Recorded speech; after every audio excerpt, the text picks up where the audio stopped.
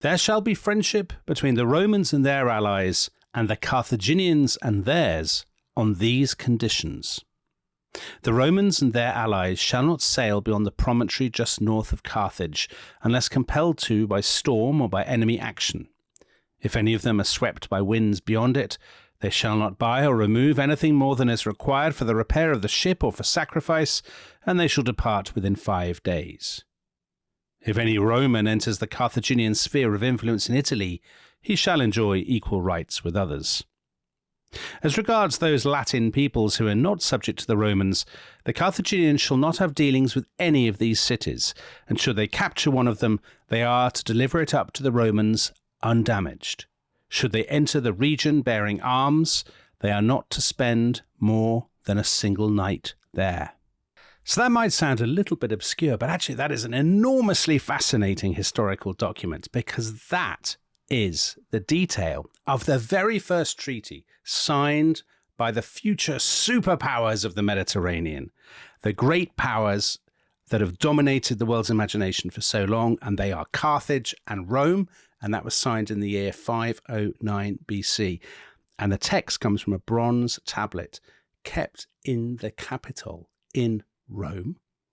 And Tom Holland, I believe I'm right in saying that it's a Latin so ancient and obscure that nobody knows, well, somebody must know, but very few people know how to decipher it. Is that right? It is an amazing, amazing text. And it's recorded by Polybius, who we've been talking about, this Greek who writes a history of the great wars that are fought between Rome and Carthage.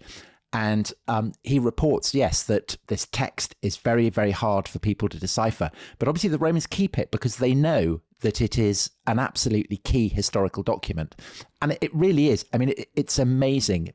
All the stuff that we've been talking about in previous episodes about Carthage, you know, we're dependent on Greeks writing stuff about 2 centuries before or whatever. But this seems to be an authentic record of the dealings between Carthage and, you know, this emergent power in central Italy, this city called Rome, which really has not intruded at all on the imaginations of outside peoples until this point. So at this point, they're not the great superpowers, right? They're not their 2 powers fighting for the... No, they're absolutely not. It's fascinating because it does kind of give an insight into what we were talking in the previous episode about how Carthage in so this is the 6th century, is kind of maintaining its power. It's a commercial empire, and so it is trying to arrange treaties with all kinds of different powers. You know, they don't have to be superpowers. They can be kind of minor powers like Rome. Remind us who the Carthaginians are, where they came from, and where Carthage even is. So Carthage is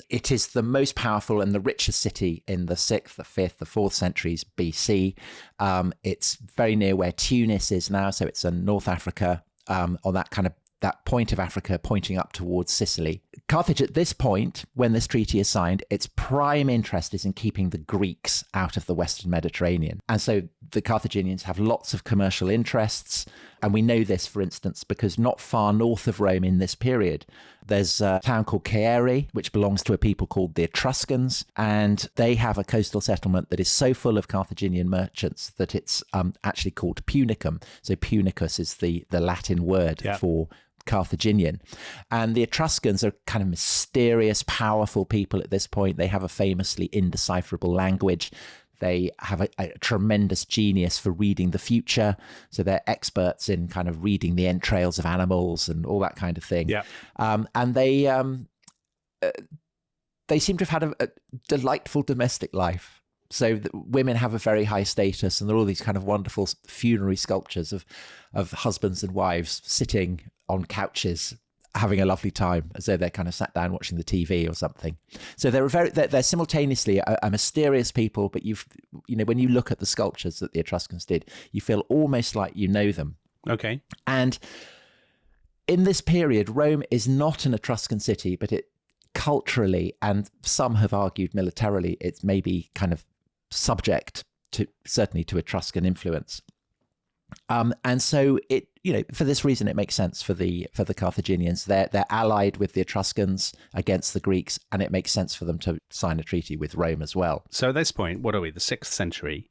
The Carthaginians have been in the last episode, we talked loads about the Carthaginians and the Greeks squabbling for control of Sicily. in particular. So by this point, the 6th century BC, are the Carthaginians also, so they're expanding their influence into its mainland Italy as well. Is that right? Not in an imperialist way. They're trying to construct kind of trade treaties.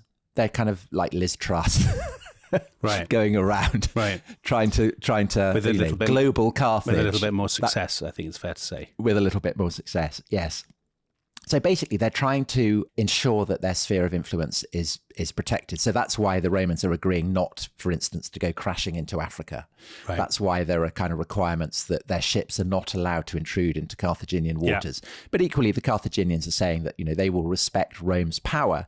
And it offers a glimpse of Rome at the beginning of her career. Mm-hmm. And this is fascinating because, of course, we know what is going to happen with Rome. Yeah. We know that Rome is going to become the supreme carnivore, the apex predator of antiquity. And what we're seeing here is the infancy of this predator. And the great challenge, I think that we are so accustomed, we're so attuned to the idea of the Roman Empire just existing, the idea that the Romans are this great military power. But the puzzle is, why are they so successful? What is it about Rome that makes them the city that will emerge as the great rival of Carthage and, spoiler alert, fight 3 terrible wars that in the long run will culminate in the utter destruction of Carthage? Yes. And I think that there are clues here. So certainly Rome is a significant regional power. It clearly has control over, so there's reference there to Latins. Latins are Latin speakers, cities around Rome. And there is a sense in this treaty that Rome has established a regional dominance over them. So that's fascinating. But I think even more intriguing is the date of this. So it's 509 BC. This is the date that's given by Polybius. And this is the date that traditionally the Romans saw as being the great change in their city's history, from a monarchy to a republican system of government. This is when they kicked out Tarquin the Proud. Tarquin the Proud. So the story goes that they've had 7 kings, descended from Romulus, the founder of the city. Tarquin is the 7th. He has a son called by Macaulay, and the great Victorian writer in the 19th century, False Sextus. And he rapes a noble Roman virgin. She kills herself in front of her father, and the Roman aristocracy and the people are so appalled by the crime that Sextus has committed that they throw both Sextus and Tarquin out of Rome. There's an attempt by an Etruscan king called Lars Porsena to try and take Rome back, but the Etruscan ranks are kept at bay by Horatius and 2 of his friends who stand on the bridge. I love that. While the other Romans hack it down. 2 of the defenders scarper back. Horatius stands there. The bridge comes crashing down. Horatius in full armor jumps into the Tiber. Is he going to drown? No, he makes it to the Roman side. And even the ranks of Tuscany could scarce forbear to cheer. So all very dramatic, very novelistic, possibly not entirely true. What, Tom? Don't do this. Don't do this. No, but Dominic, but the fact that this treaty is signed in 509 suggests that the traditional dating is probably accurate, that something radical did happen, because otherwise the Carthaginians would not have needed to regularize their relations with Rome. Yes, so probably this is an attempt to reset relationships after what effectively has been a kind of revolution. Now, in later generations, and so particularly the time when the Romans are fighting the Carthaginians and they are trying to make sense of their own past, the story they tell about how the Republic comes into being is that the king is expelled and his powers get divided up between 2 elected magistrates called consuls. And you remember we talked in the previous episode that the Carthaginians actually have something quite similar called suffetes. Are the Romans ripping off the Carthaginian system, Tom? Well, the marker of a consul is that he wears a purple bordered robe. And of course, the dye comes from Carthage. Mollusks, Carthaginian mollusks, crushed mollusks. Yes, oh, my word. You can tell I've been paying attention to the last 2 episodes. But having said that, I think this hasn't, the Carthaginians are not influencing this at all. This is very much a kind of Roman. It's being instituted for very Roman reasons. The idea being that the consuls are elected for For 1 year, they each keep an eye on the other. And it's this whole idea that no one man, in the wake of the expulsion of the monarchy, should be allowed to seize absolute power. This is the kind of the great principle of the Republic. And according to the Roman traditional accounts of what happens in the century after the founding of the Republic, it works. So Roman historians, they say that there are kind of social convulsions, that there are demands from the mass of the people for improved civic rights, lots of constitutional reforms. But the Republic, according to the Roman historians, does not kind of implode into civil war, into revolutionary activity. And this is because the Romans will demonstrate a genius for being simultaneously very, very innovative, but very, very traditional. You said this is very Roman reasons and all that. Isn't it possible that you only think that because Rome is so successful? So this could be a widely practiced thing, or it could be something, because you said in the last episode that we knew very little about Carthage's constitutional arrangements, and Carthage is far more influential than Rome at this point. Is it not possible that the Romans took this from Carthage? Then Rome became tremendously successful. So we say, oh, well, of course, this is very Roman, the competition, keeping competition within bounds, all that kind of thing. So Roman, so, the predatory ruthlessness of it, very Roman. But we're only thinking that because we're, projecting backwards, as it were. I think you are absolutely right that there is a problem with taking what the Romans said about the first century of the Republic as being historically true. But I think that what they believed matters for understanding how they will behave in the wars against Carthage, because they do have a sense of themselves as being distinctive. And it's evident that in their ability to project violence and their refusal ever to accept surrender, there is something very, very strange about it. So in that sense, I think it's worth just looking at how the Romans, when they, in the period when they are fighting the Carthaginians, how they understood their past and how they explained what they were about. So Polybius, for instance, this Greek historian who we've been talking about, he is trying to make sense of this puzzle. How is it that the Romans have defeated Carthage, have gone on to overthrow the various Macedonian kingdoms? I mean, how have they done it? Mm-hmm. And his explanation is that the masses are basically incredibly superstitious, that the elites are very cynical. But I think that this is a very Greek perspective, because just as the Greeks don't really understand Carthage, they don't really understand Rome either. And the truth is that the Republic, like Carthage, is not a Greek state. Yeah. Greek states are regularly being shattered by civil wars, by revolutions, by social tensions. Rome genuinely seems to be impervious to these kind of disasters. You do not see the blood of its citizens being spilled on the streets in civil strife. And that is because I think the Romans authentically have a kind of an ideal of shared citizenship. It's incredibly, well, one might say sacral to them. And our word republic comes from res publica. It means kind of public business. Mm-hmm. So every Roman, by the time that the wars against Carthage are being fought, every Roman has this ideal that his sense of self-worth exists in the context of what his fellows think about him. So the Romans have this word honestas, which means moral excellence, but it also means reputation. The two are kind of indistinguishable. The Romans don't separate the two out. There are basically two corollaries of this. So the first is that this stuff about the consuls, and it's these kind of rival magistrates who are simultaneously kind of working together. This is what every Roman wants. And this is the supreme honor. And every time that there is a kind of a civic convulsion in Rome, more magistracies are given, meaning that there are more prizes, meaning that there are more opportunities for Romans to rise up through the ranks, to gain honor. And so the effect of that is to kind of channel the ambition for glory that Roman society seems to have encouraged and keep it within civic bounds. So it works for the benefit of the whole mass of the people, for the res publica, for the Republic, rather than kind of fragmenting outwards and setting powerful men against powerful men. So that's one corollary of it. Every Roman, right from the lowest right the way up to the top, is keen for the kind of glory that is judged by your fellow citizens. Right. So it gives an incredibly powerful civic identity. But of course, this is terrible news for the Romans' neighbours, because how do you obtain glory? Basically by going out and fighting and conquering your neighbours.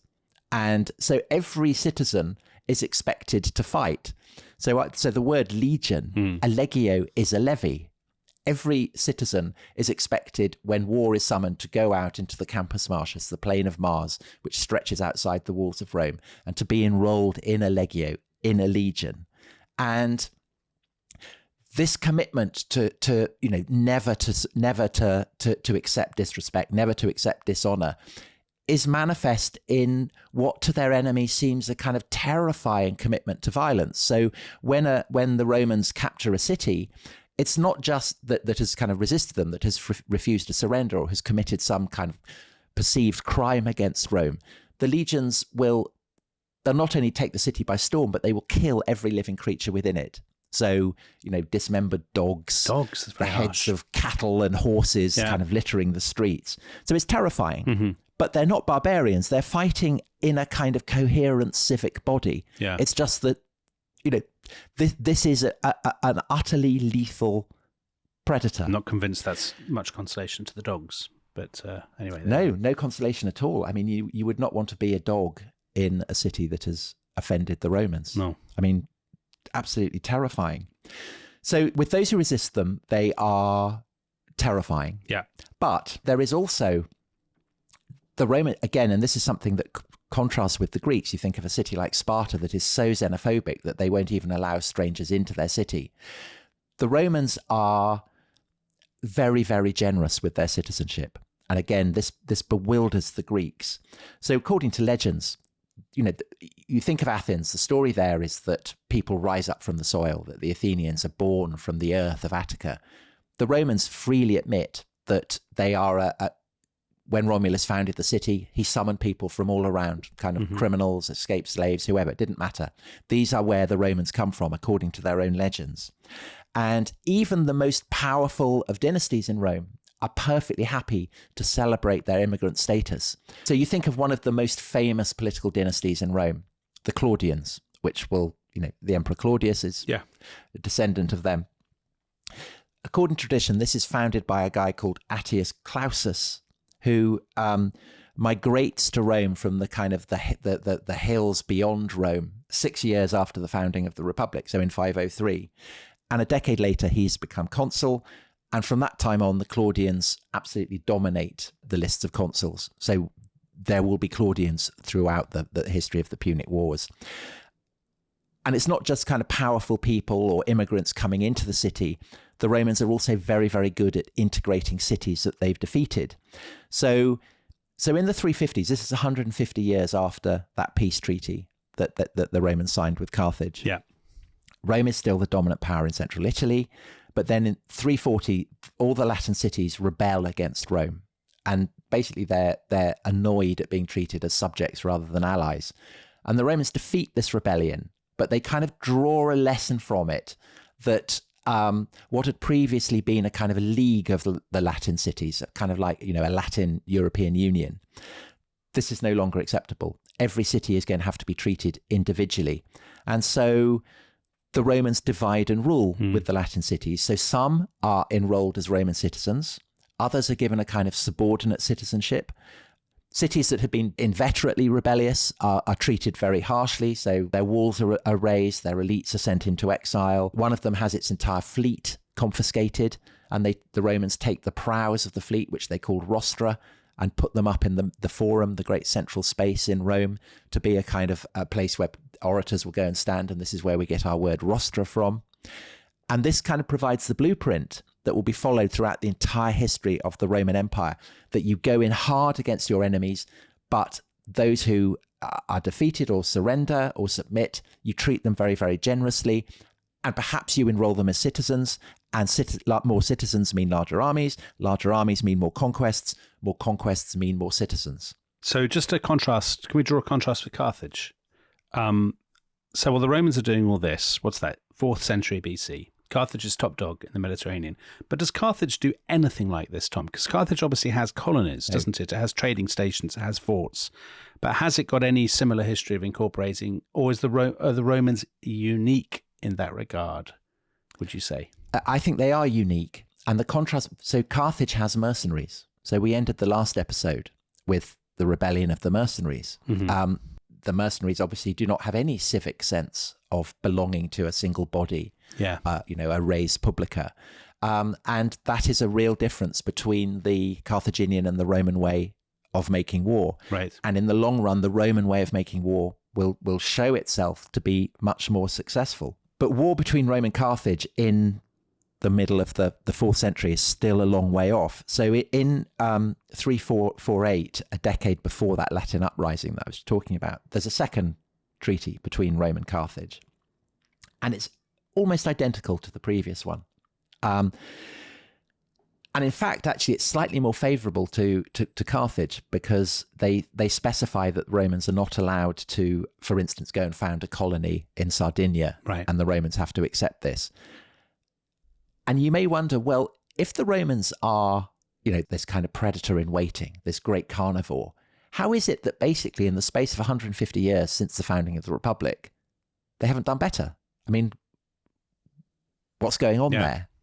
And I think that the answer to that is pointing to the point you raised earlier, which is that actually it's not the founding of the Republic that changes everything, but another event. I think the great event, the great turning point happens actually in 390 when Rome is sacked by a great army of Gauls.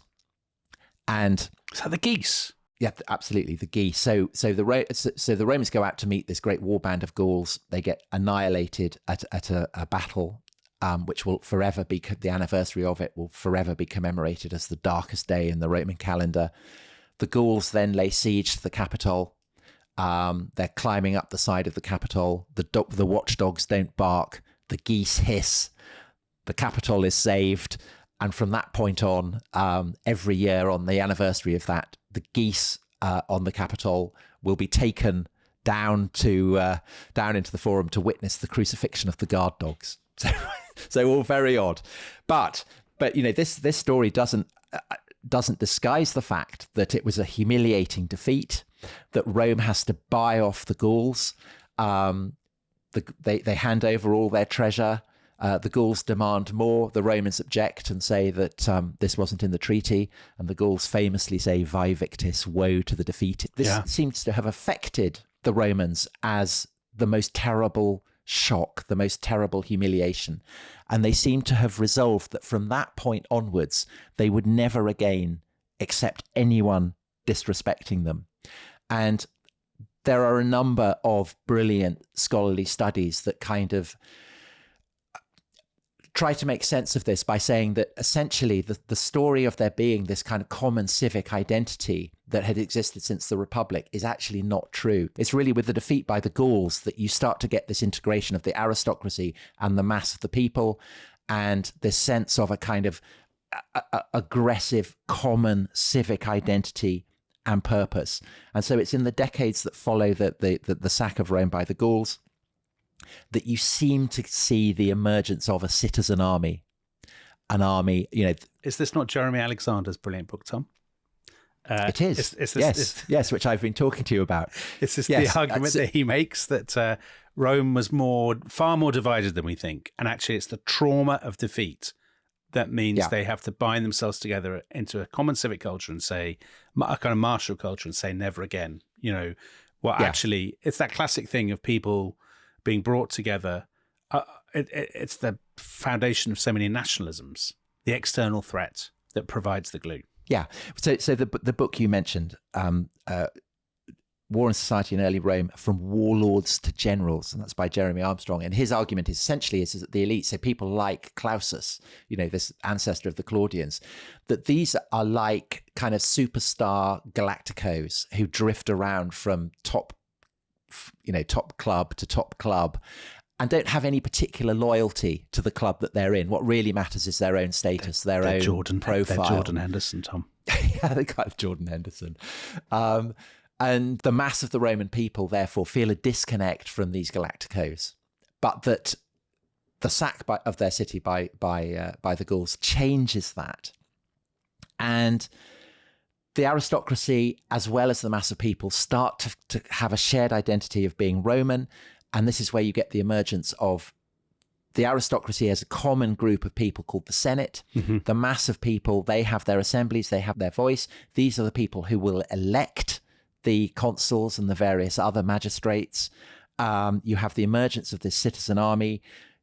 You can tell from archaeology that armor is starting to become less showy, which in turn means that it's more affordable. So the mass of people can now afford it. Right. The walls around Rome are renewed and improved.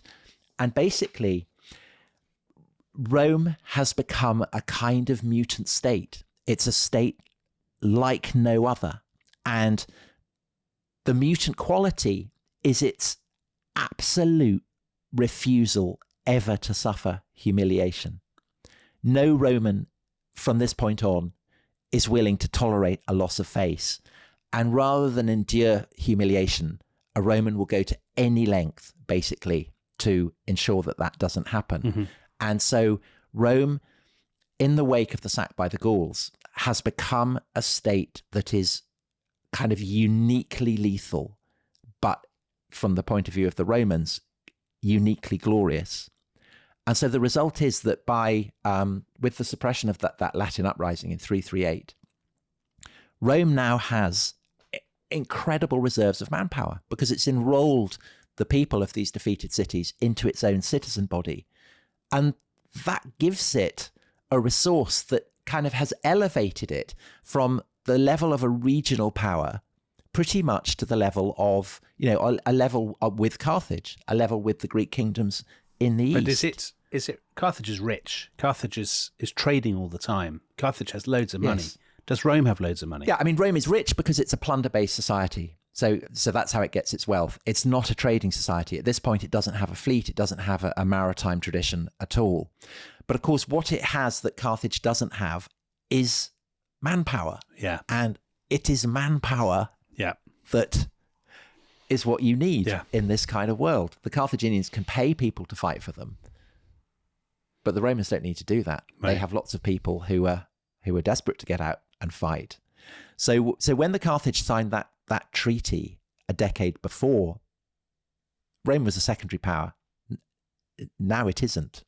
And the consequences of that for the peoples of Italy and in the long run for the Carthaginians will be devastating. And for the world. Okay, come back after the break to find out what happens next in this absolutely swashbuckling, blood-drenched story of the rivalry between Rome and Carthage. Now, in general, the Romans rely upon force in all their undertakings and consider that having set themselves a task, they are bound to carry it through, and similarly, that nothing is impossible once they have decided to attempt it. So, Tom, I know that's your personal motto, isn't it? And that's from Polybius. Absolutely. And you absolutely believe... It's the motto of the podcast, you believe both in the use of force and that nothing is impossible when you set your mind to it. So... That's Polybius talking about the Romans, and that sort of sets out, well, that's taking them very much at their own estimation, isn't it? That they're incredibly hard and nothing is beyond them. Is that? But bear in mind that Polybius has, he's a Greek who's been taken as a captive to Rome, so he's in a position to appreciate it. But is that true? I mean, let's be honest. They're not.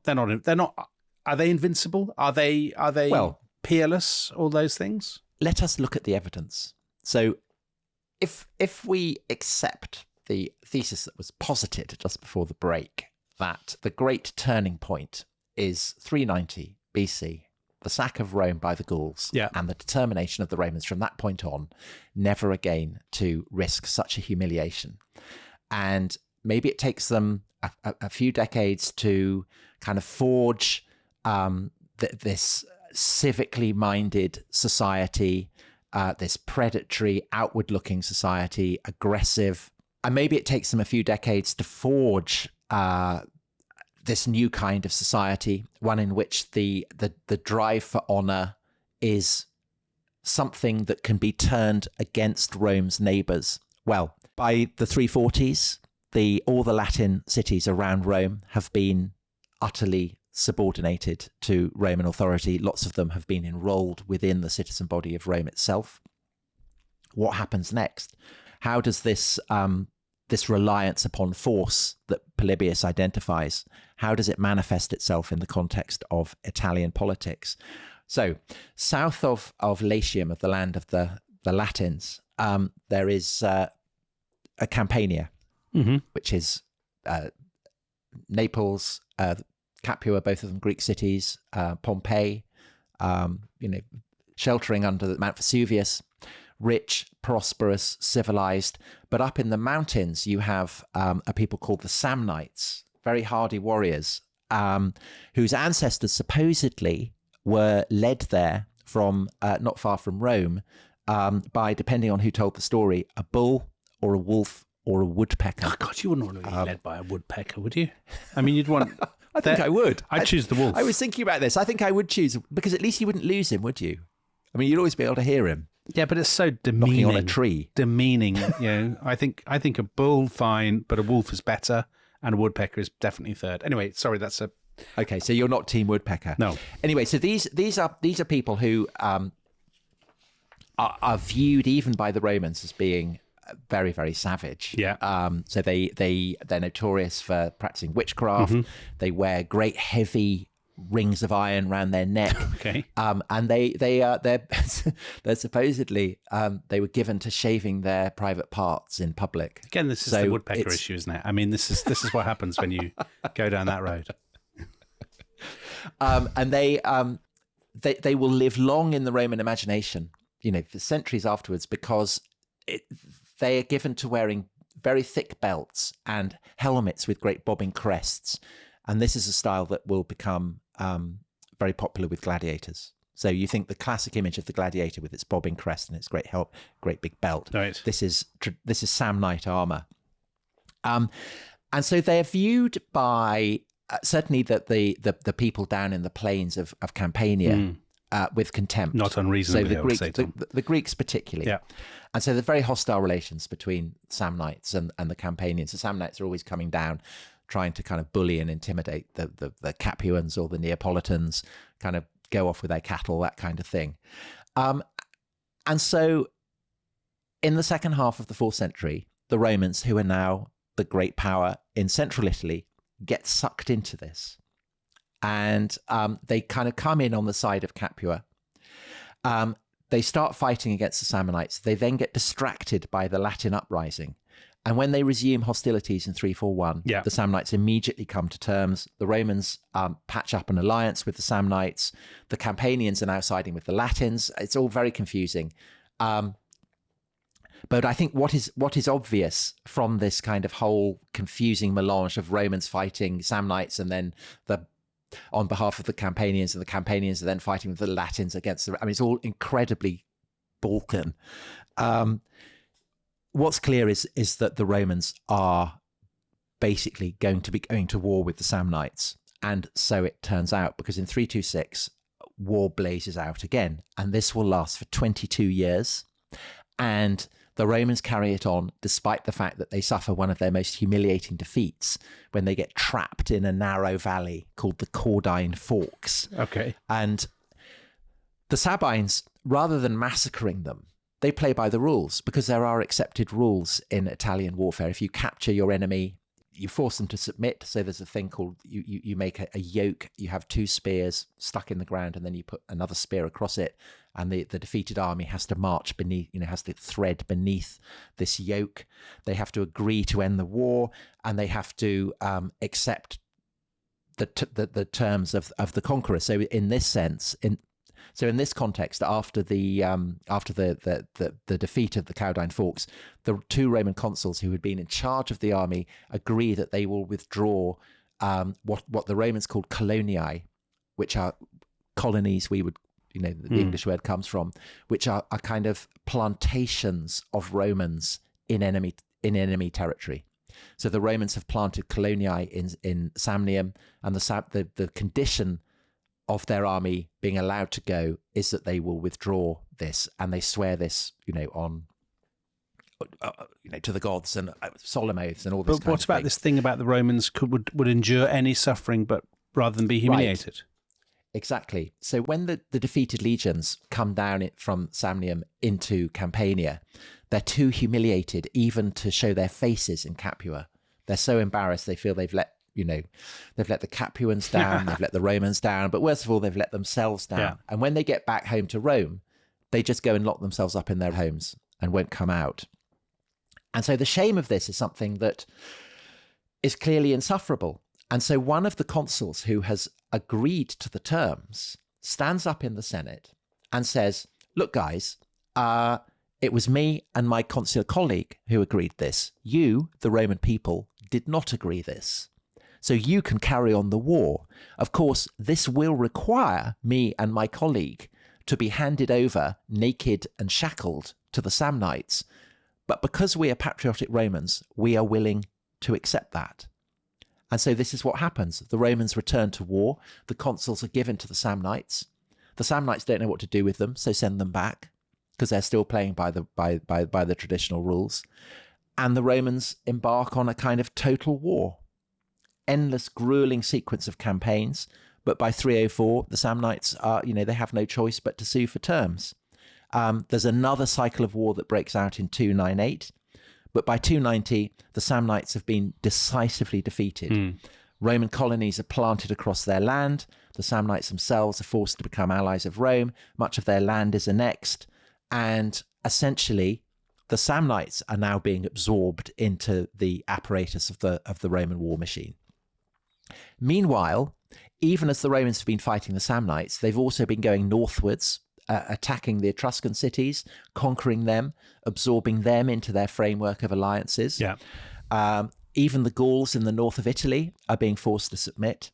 By 285, so this is, within the lifetime since that treaty with Carthage was signed, the Romans have conquered pretty much the whole of Italy. And all that remains really independent is the Greek cities in the south. So Magna Graeca, as the Romans called it. So to just pause a second and look to Carthage, the Carthaginians at that point do not have colonies and territories on the mainland of Italy, and never have. Is that right? They have trading colonies. So they're kind of like the sort of Hong Kong and Singapore type places. They're not exactly, because they're not administered by the Carthaginians. But there are kind of colonies of Carthaginian merchants within all these various cities, and that is what the treaties have been have agreed to. But they haven't been conquered by the Romans, or they have? They have been conquered by the Romans. But the Romans are just letting the Carthaginian merchants in those places crack on with it.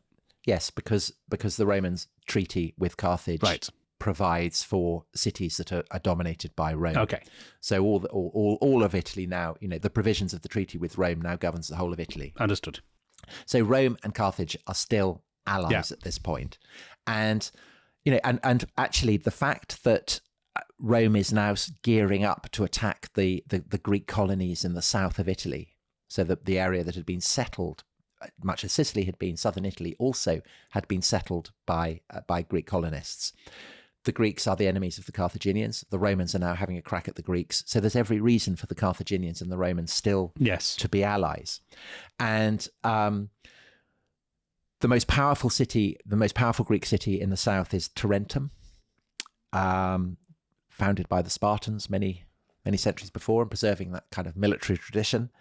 But the Romans are clearly too powerful for the Tarentines on their own to resist. And so they look around for an ally.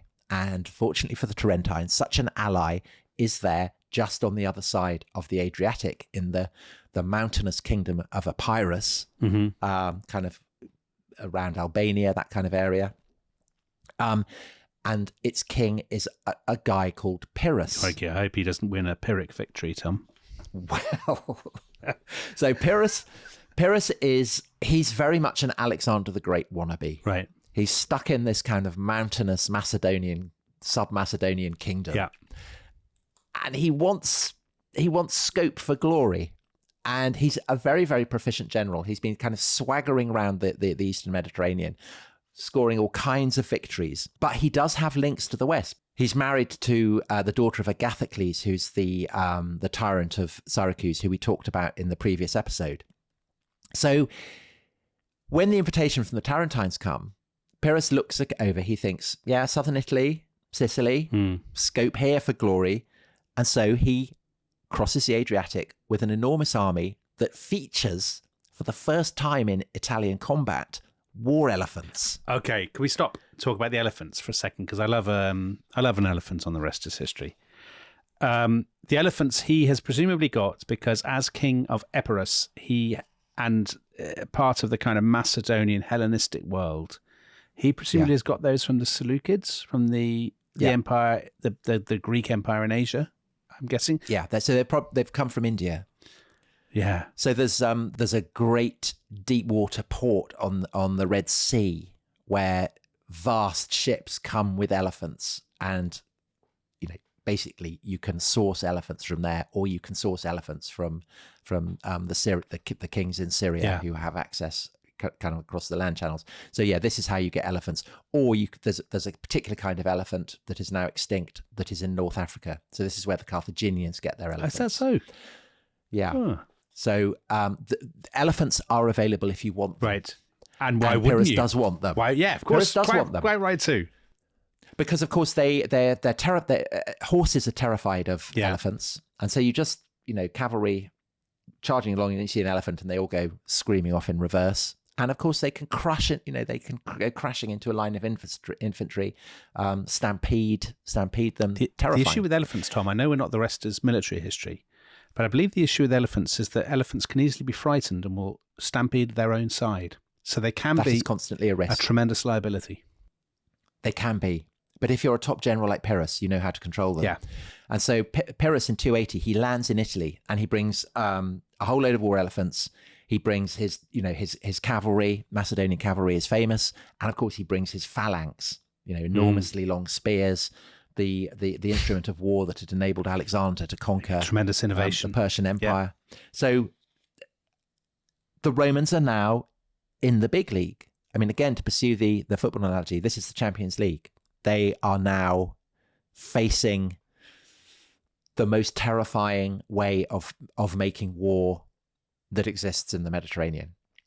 How are they going to do? Well, they meet at a place called Heraclea, the Romans and Pyrrhus's army, which is in southern Italy. And the elephants are brought out. The Roman horses are terrified. They scarper. The Romans lose, but it's a very bloody victory.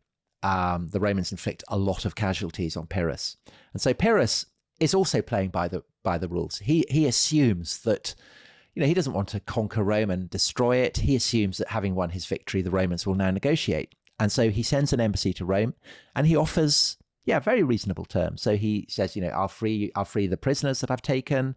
I'll help you with the subjugation of the rest of Italy. All you've got to do is give immunity to Tarentum. And the Senate is tempted to accept these terms. I mean, they seem very good. But then you have this terrifyingly craggy old senator who is a Claudian, Appius Claudius. And he is the guy who builds the Appian Way, the great road that runs from Rome down to the heel of Italy, and which is like a kind of a chain that has been cast over the mountains of Samnium, enabling the Romans to strike where they want. And he is blind, so he's called Caecus the Blind. And he stands up and he basically says, never surrender. We are never going to negotiate with an invader of Italy. And he has this famous line, every man is the architect of his own destiny, with the implication that every citizen has it within him to be the architect of Rome's destiny. And so the Romans carry on the fight. The following year, 279, there's another battle, another victory for Pyrrhus. But again, he is left. His phalanx, his cavalry, his elephants are very, very badly maimed. And it's at this point that he makes the famous comment, another victory like this, and it will be the ruin of me. So this is Pyrrhic exactly victory. Where the phrase Pyrrhic victory comes from. And he decides he's had enough. He thinks, I don't want to keep fighting the Romans. I won't have anybody left. And so he goes off to Sicily to fight the Carthaginians. He's invited there by the Sicilian Greeks. They want another Greek to help them have a crack at the Carthaginians, which they're always doing. And Pyrrhus is keen to install his grandson, who is Agathocles' grandson as well, because, Pyrrhus has married Agathocles' daughter to become king of Syracuse. So basically he's trying to establish, his dynasty in Syracuse. So he goes off and does that. But Pyrrhus unfortunately behaves in such a kind of arrogant manner that all the Greeks get pissed off with him and they switch sides and team up with the Carthaginians. So Pyrrhus now finds himself fighting both the Carthaginians and the Greeks. Yep. And he thinks, oh God, I haven't had enough of this. So he heads back to Italy. But there he finds that the Romans have built up their forces, inevitably. There's another battle. Again, it's indecisive. Again, the Romans inflict devastating casualties on Pyrrhus, and he decides that he's had enough. And so he packs up and goes home. And that basically is the last that Pyrrhus is engaged in Italy. And in 272, he goes off to southern Greece, to the Peloponnese. He gets involved in a street battle in Argos, one of the cities in southern Greece. And he's fighting with this guy. And the guy's mother is up on the roof, sees her beloved boy fighting Pyrrhus, reaches for a roof tile, hurls it at Pyrrhus, brains him, and it kills him. And so that's the end of Pyrrhus. Depressing end for Pyrrhus. Yeah, very, very sad. But meanwhile, back in Italy, the moment he goes, the Romans move into Tarentum, take it. And basically the conquest of Italy is complete. Just one thing on Pyrrhus. All that stuff about the Romans being invincible and brilliant and stuff. Pyrrhus did. I mean, they didn't beat Pyrrhus. No, they didn't. Pyrrhus won. But Pyrrhus, yes, he does effectively win 3 battles, but he doesn't win the war because the Romans keep coming back. And it's not that the Romans expect to win every battle, but they expect to win every war. Right, because their manpower. It doesn't matter how many battles they lose, they will always come back. And this, of course, will be a key theme in the wars that Rome goes on to fight with the Carthaginians. Right. It's like the Hydra. You chop a head off, another one sprouts back up. Yeah.